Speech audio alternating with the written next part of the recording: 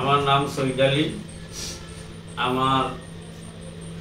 আমি ৮ নম্বর ইউনিয়নের ৩ নম্বর ওয়ার্ডের ভারপ্রাপ্ত বিএনপির সেক্রেটারি। আমার মারুফ মিয়া এবং শাহরুমান তার একটা বিরোধ, এই বিরুদ্ধে আমরা গ্রামের পঞ্চায়েতটা জর্জরিত। ওরা কিচ্ছুই মানে না। আর শাহরুমান আস্থা পঞ্চায়েতে হেরানি করছে, এমনকি জেল খাটাইবার চেষ্টা করছিল, কিন্তু সে মামলা পায় নাই। মামলা পেয়েছে আমার পঞ্চায়েতরা। আমার অনুরোধ থাকবো দেশবাসীর কাছে, এরার বিরুদ্ধটার বিচার চাই।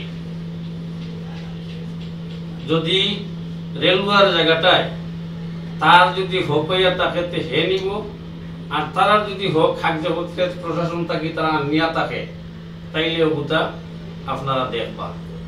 একটা দেয়াল দিছে, একটা রাস্তা দিছে রুম্মান শাহরুম্মানে।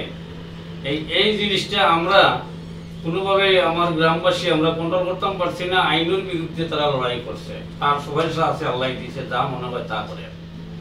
এবং গ্রামের আমরা মানুষ যারা আইছি সবেও আমরা দুঃখতাপ তার উপরে কইছি। আর আমরা কষ্টটা বিতে রয়েছে যে আমার গ্রামের একজন মানুষে যে আমার গ্রামের মানুষের যত হেরানি করে, এই হেরানির লাগি আমরা দুঃখিত। আপনার কাছে আমরা অনুরোধ থাকবো যে অর্থাৎ আপনার বিচার চাইলাম, এই বলে আমার বক্তব্য।